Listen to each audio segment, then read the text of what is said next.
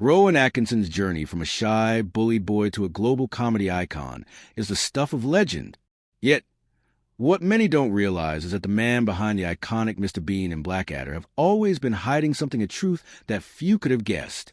As a child, Rowan struggled with a severe stutter that made school unbearable. His classmates often made fun of him, calling him everything from the alien to the odd one out. He spent years feeling out of place, isolated, and misunderstood. But in a twist of fate, Rowan found his voice in the one place he least expected, the stage. When he performed, his stutter disappeared. The boy who could barely speak in front of others could suddenly command a room with his physical comedy and unique expressions. But here's the thing that the world saw as his greatest gift also became his greatest burden. At 70, Rowan has opened up about the emotional cost of his fame. His iconic characters, especially Mr. Bean, was not just funny. They were a lifeline. Yet, as much as he loved making people laugh, playing those characters drained him. The very roles that had brought him millions of fans across the world were also the source of his inner turmoil. Rowan admitted that during the filming of Mr. Bean, he often felt like a fraud. The emotional toll was immense. He felt disconnected from his own self, hiding behind the silence of Mr. Bean's antics. Born on January 6, 1955, in the quiet town of County Durham, England, Rowan's early life was shaped by loss. He was the youngest of 4 brothers, but before he could even remember, his oldest brother, Paul, tragically passed away as a baby. Growing up, Rowan lived on a farm with his remaining brothers, one of whom, Rodney, would later become an economist and a prominent political figure. Though Rowan's home life was calm and disciplined, the outside world felt anything but. When he was just 5 years old, Rowan's stutter began to take hold. Speaking became a constant struggle, and school became a place of torment. He attended Durham Chester School, where bullying was relentless. Teachers and classmates alike mocked him, and even his own peers like Tony Blair, who would later become the UK Prime Minister, remembered how painful Rowan's time there was. It wasn't just a teasing about his stutter that stung. It was a feeling of being different, of not belonging. But somehow, when Rowan stepped onto a stage, his stutter melted away. The moment he was in character, he found a sense of freedom he had never experienced before. Despite the bullying, Rowan excelled academically. He earned top grades in his science A-levels and, in 1973, was accepted into Newcastle University to study electrical and electronic engineering. But even as he worked toward a degree, Rowan knew that his heart wasn't in it. He spent more and more time performing, drawn to the stage like a moth to a flame. And so, he went on to Oxford for his master's degree, a decision that would eventually change the course of his life. At Oxford, Rowan met Richard Curtis, a young writer who would become his creative partner for life. It was here in 1976 that Rowan's true comedic talents began to shine. During a rehearsal, Richard saw something that would change both of their careers. Rowan, the quiet, unassuming figure, had turned into a comedic genius the moment he stepped in front of an audience. Richard was blown away by his ability to combine physicality with sharp, witty humor. This was the beginning of Rowan's transformation from a shy engineering student to a rising star in comedy. That same year, Rowan performed at the Edinburgh Festival Fringe with the Oxford Revue, and his comedic potential was undeniable. The next few years were filled with creative exploration.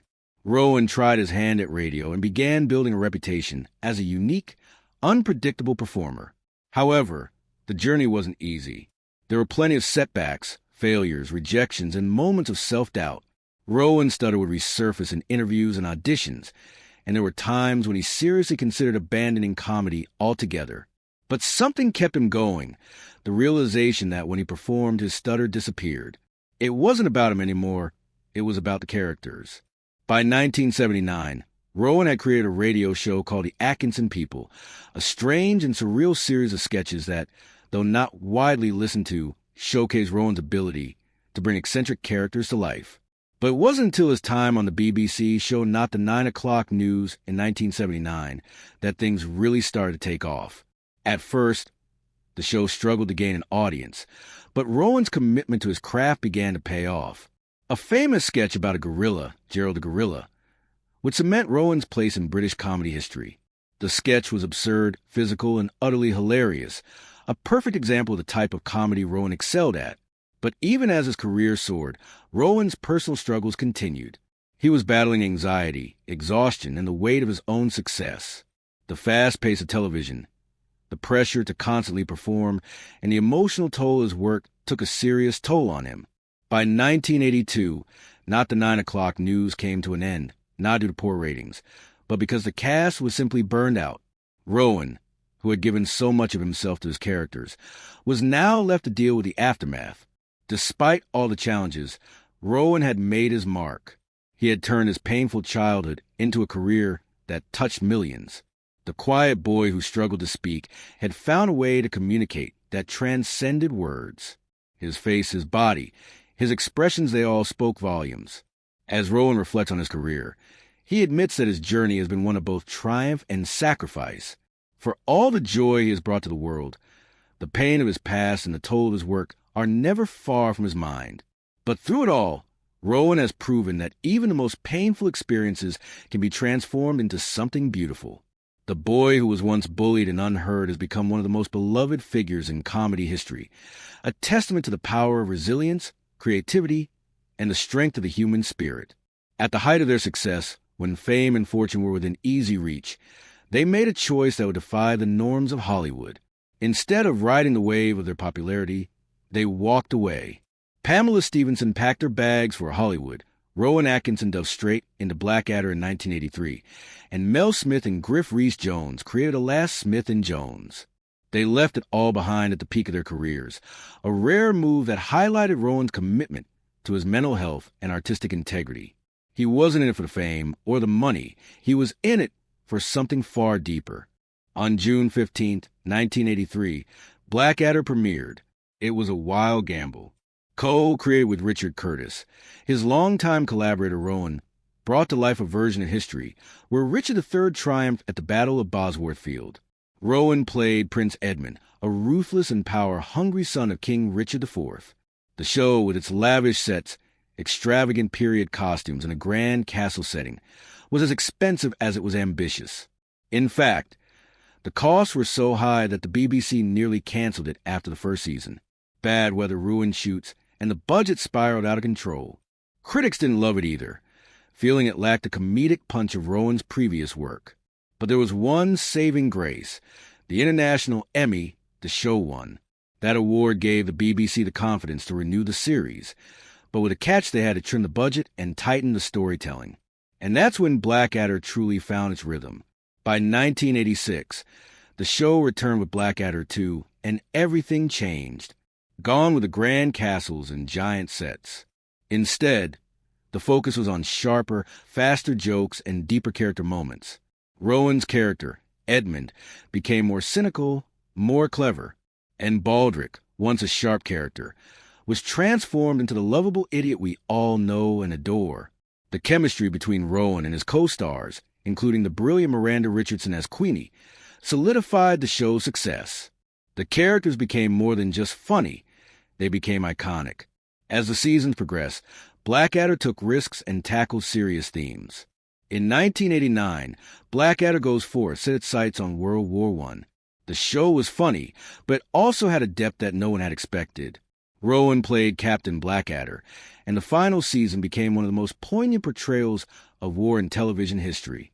The ending, where the soldiers charge into no man's land in slow motion, is still considered one of the most emotional moments in TV history.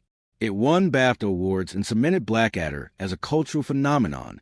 But behind the laughs and the accolades, Rowan was already dealing with his own personal struggles. In 1990, something entirely different emerged, Mr. Bean. The first episode aired on January 1st, and 13.45 million people tuned in. The character, with his minimal dialogue, became a global sensation. Sold in 245 countries, Mr. Bean crossed every language barrier, relying purely on physical comedy to make people laugh. It was Rowan's most iconic role, but it came at a cost. As beloved as Mr. Bean was, Rowan found the character emotionally draining. The responsibility of making people laugh with so little dialogue took its toll. The silent comedy that brought joy to millions left him feeling exhausted and empty. Yet, despite his struggles, Mr. Bean became one of the most watched comedy shows in the world. In 1997, Bean, the film, made over $250 million worldwide, but by then, Rowan was worn out. The success only deepened the weight of the character. In 2002, Rowan found a way to keep Mr. Bean alive without further damaging his health. He created Mr. Bean, the animated series. It was a welcome change. Rowan only had to voice the character, sparing him the physical exhaustion of playing Bean himself. The animated series became a huge hit, keeping the character relevant while giving Rowan the breathing room he so desperately needed. But even beyond the world of Mr. Bean and Blackadder, Rowan continued to surprise. In 1994, he played a nervous priest in 4 Weddings and a Funeral, a small role that became an iconic moment in the film. The movie was a massive success, grossing $245.7 million. Rowan's fumbling wedding scene was instantly memorable. In 2003, he starred in Johnny English, a spy parody that made $160 million worldwide. The success led to sequels, with Johnny English Reborn in 2011 and Johnny English Strikes Again in 2018. The latter even tapped into Rowan's real-life background in engineering, weaving it into the character's tech-savvy antics. Despite the success, there were moments where Rowan took a step back. After the mixed reception of Keeping Mum in 2005, he withdrew from film for a while, focusing on live shows and television.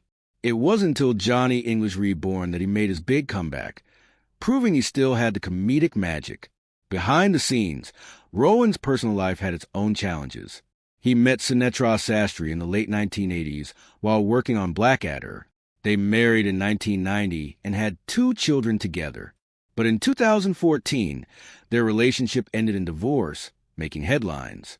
Rowan's separation and a subsequent relationship with a younger woman, Louise Ford, sparked media controversy, but it was a part of Rowan's complex journey. One of the most harrowing moments of Rowan's life happened in 2001, when he was flying in Kenya with his family, and their pilot suddenly fainted mid-flight. With no flying experience, Rowan took control of the plane and managed to keep it steady until the pilot regained consciousness. He safely landed the plane in Nairobi, a moment that could have ended in disaster, but instead showcased Rowan's calm and level-headed nature under pressure. From the world's most beloved silent character to a comedian who has lived through personal struggles, Rowan Atkinson's life is a testament to resilience. He's built a career not just on laughter, but on the complexities of his own journey. Through every success, every challenge, and every new character, Rowan has shown that even the most iconic roles come with unseen costs, and that sometimes the most powerful performances are the ones we least expect. At 46, Rowan Atkinson faced a moment that shocked everyone who knew him only as the comedic genius behind Mr. Bean. It was a life-or-death situation. On a private flight in Kenya, the pilot suddenly fainted mid-air, leaving the plane in freefall. Without hesitation, Rowan took control of the aircraft, keeping it steady until the pilot regained consciousness. His calm, collective response saved his family and others on board. He never speaks much about the emotional weight of that moment, but it could have ended tragically had he not acted. It's a side of Rowan few ever expected, the man who made millions laugh, also capable of staying composed in a life-threatening crisis.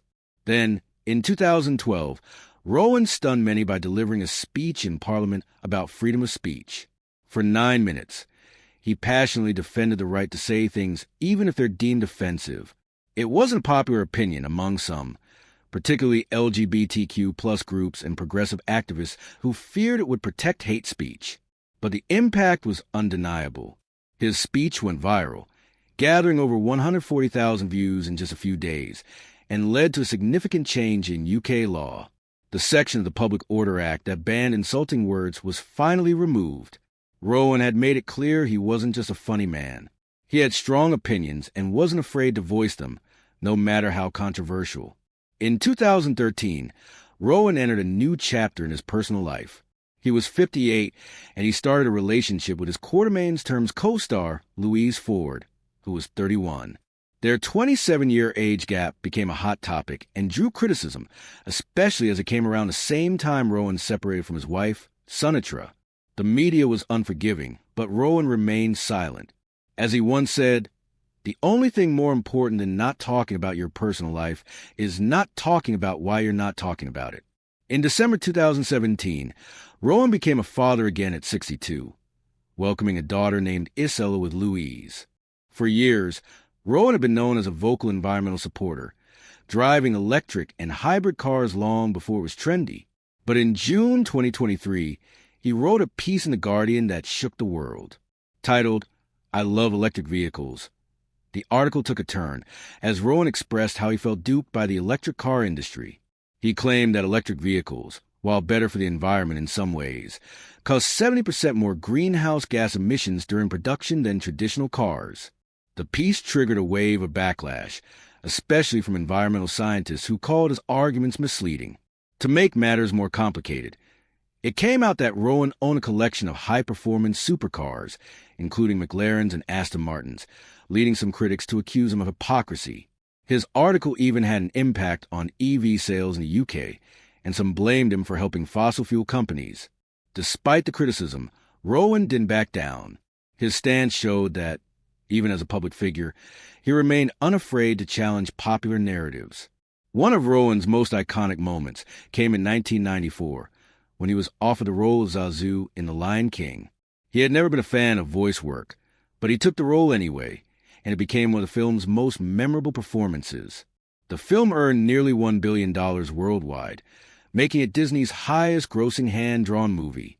Though Rowan didn't provide Zazu's singing voice, his vocal performance was a key part of its success. However, he didn't return for the 2019 remake, despite the movie making over $1.6 billion. Fans noticed his absence, but it was one of those strange instances where something he never wanted to do became a massive success. In 2018, Rowan made a surprising confession during an appearance on The Graham Norton Show. He admitted that filming Mr. Bean had been difficult and exhausting for him. "Nothing I did ever seemed good enough," he said. In 2012, he had even spoken to The Telegraph, saying he was ready to retire Mr. Bean, feeling that watching a man in his 50s act childlike could be a little sad. But just a few years later, he backpedaled, saying he would never retire the character. However, by 2018, Rowan again suggested that Mr. Bean's return was unlikely. The back and forth confused fans, but it also revealed the emotional toll Mr. Bean had taken on Rowan. The character, which brought joy to millions, had become a symbol of pressure and burnout for him. In 2022, Rowan returned to physical comedy with Man vs. Bee on Netflix. He played Trevor, a house sitter battling a single bee. The series consisted of 9 short episodes, each between 10 and 20 minutes. It seemed like a fun return to form, but filming was grueling. At 67, Rowan was performing stunts similar to those from his Mr. Bean days. He'd already admitted that even simple scenes, like one on a bike in Mr. Bean's Holiday, left him physically drained. The return to this kind of comedy reminded him that his body could no longer handle the level of physicality he had once mastered. On January 6, 2025, Rowan turned 70. He had been making people laugh for over 45 years, but as his birthday approached, many fans began to wonder if the end of Mr. Bean was near. Rowan had said that, as he aged, physical comedy became harder to perform. In fact, he seemed more open to slowing down, and some felt it was time to bid farewell to the beloved character.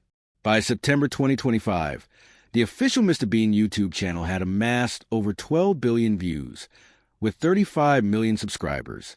The show brought in between $77,000 and $232,000 a month, with millions of views daily. Mr. Bean's influence spanned the globe, from Tokyo to Sao Paulo, and even comedians like Sacha Baron Cohen cited him as an inspiration. Rowan, often compared to Charlie Chaplin for his silent comedy, had become not just a British icon, but a global one. In September 2024, a fan theory about Mr. Bean being an alien was confirmed in the animated episode Double Trouble. For years, fans had speculated that Mr. Bean wasn't from Earth, and the show finally acknowledged it. It was a fun twist that left fans both shocked and delighted. Even the show's opening, where Bean falls from the sky while Aladdin chant plays, hinted at something extraterrestrial. For years, Rowan had hinted at it too, but now it was part of the official story. Despite his incredible success, 12 major awards, 18 nominations, and countless accolades, Rowan still doesn't see himself as successful. He continues to question his own worth. But for his millions of fans worldwide, there's no doubt Rowan Atkinson is, without question, one of the greatest comedic talents of all time. And whether he continues to play Mr. Bean or not, his legacy is secure.